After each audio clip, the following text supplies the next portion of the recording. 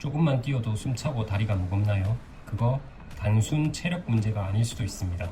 제가 러닝 시작하겠다고 마음먹었을 때였어요. 운동화까지 새로 사고 첫날에 5km 이악 물고 달렸죠. 근데 둘째 날부터 숨차고 다리 아프니까 오늘 하루쯤은 괜찮겠지 싶더라고요.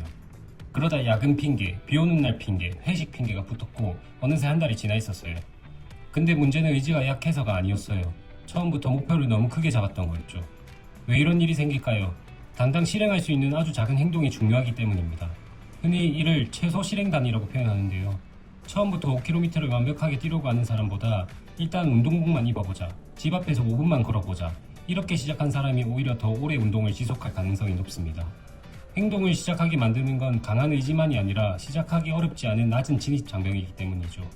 그래서 오늘은 초보 러너가 5km 달리기 쉽게 할 수 있는 방법에 대해 이야기해 보겠습니다. 오늘 영상 제작을 위해 국가대표 마라토너이자 금메달리스트였던 황용조 선수님의 채널 영상을 참고했고요. 또한 달려라 하나 마라닉TV 채널도 참고하였습니다. 영조 형님께서 아마추어는 속도 내면 안되고 속도도 안 난다고 말씀하셨어요. 초보 러너가 쉽게 5km 달리기 하는 방법 첫 번째는 바로 속도를 낮춰야 합니다. 천천히 오래 달리는 훈련은 초보자뿐만 아니라 중급 러너에게도 기초 체력을 쌓고 거리를 늘리는 효과적인 방법입니다. 저는 예전에는 3km만 달려도 너무 힘들었습니다.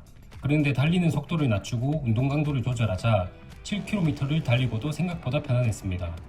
달린 거리는 더 길어졌는데 몸은 오히려 덜 힘들었던 거죠. 두 달리기의 차이는 체력이 아니라 운동 강도를 어떻게 조절했느냐에 있었습니다. 그런데 달리면서 내 운동 강도를 직접 확인하고 오래 달릴 수 있는 페이스를 유지하는 게 생각보다 쉽진 않습니다. 이럴 때 심박수와 운동 강도를 실시간으로 보여주는 러닝워치를 활용하면 훨씬 편하게 관리할 수 있는데요.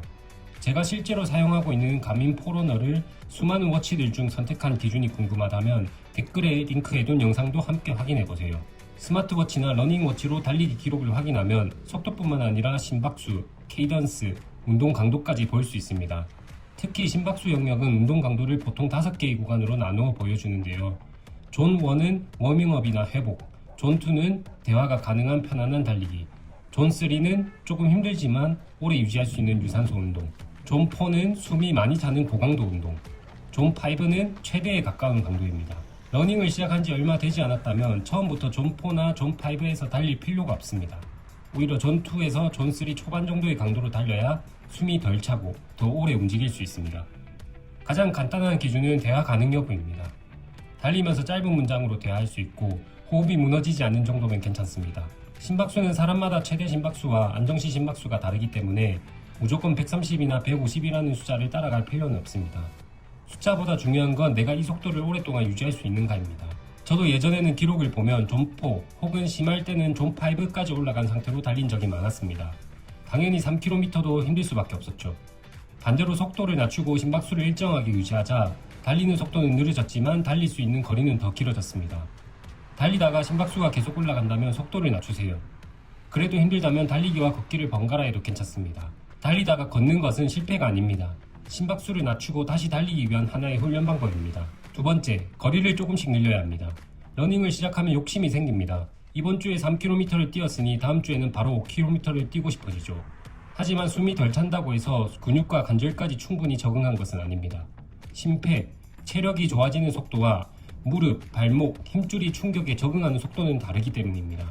그래서 초보자라면 최근 3주 동안 달린 가장 긴 거리를 기준으로 일주일에 약 10% 정도만 늘려보는 것이 좋습니다. 10%는 반드시 지켜야 하는 절대적인 법칙이라기보다 욕심을 조절하기 위한 기준입니다. 예를 들어 최근 3주 동안 가장 길게 달린 거리가 3km였다면 이번 주에는 300m를 추가해 3.3km에 도전해보는 겁니다. 그리고 몸에 특별한 통증이 없다면 다음 주에는 약 3.7km로 늘리는 거죠. 곧바로 5km를 뛰는 것이 아니라 3.5km, 4km, 4.5km 이렇게 몸이 적응할 시간을 주면서 조금씩 늘리는 겁니다. 러닝하는 날 사이에는 휴식하는 날도 반드시 넣어야 합니다. 운동하지 않는 날에는 체력이 떨어지는 것이 아닙니다. 쉬는 동안 우리 몸이 운동의 자극에 적응하고 다음 달리기를 준비합니다. 세 번째, 거리보다 실행 횟수를 목표로 잡으세요. 많은 사람이 이번 달에는 반드시 100km를 뛰겠다라는 결과만 목표로 잡습니다. 하지만 결과는 컨디션과 날씨, 업무 일정에 따라 달라질 수 있습니다. 그래서 처음에는 거리보다 실행 횟수를 목표로 잡는 것이 좋습니다. 이번 주에 25km를 뛰겠다가 아니라 이번 주에 운동복을 3번 입겠다, 20분 동안 밖에서 걷거나 달리겠다, 이렇게 내가 통제할 수 있는 행동을 목표로 잡는 겁니다. 컨디션이 좋은 날에는 조금 더 달리고 힘든 날에는 걷기만 해도 괜찮습니다. 중요한 건 매번 완벽하게 달리는 것이 아니라 러닝을 생활에서 완전히 끊어버리지 않는 것입니다. 정리해 보겠습니다. 5km를 달리다가 매번 포기했다면 의지가 약하다고 자책할 필요가 없습니다. 처음부터 너무 빠르게 달렸거나 한 번에 너무 많은 거리를 늘렸을 가능성이 큽니다. 먼저 운동복을 입고 5분만 걷는 것처럼 시작하기 쉬운 행동을 만드세요. 달릴 때는 대화가 가능할 정도로 속도를 낮추고 최근에 달린 가장 긴 거리를 기준으로 일주일에 약 10% 정도씩만 천천히 거리를 늘려보세요.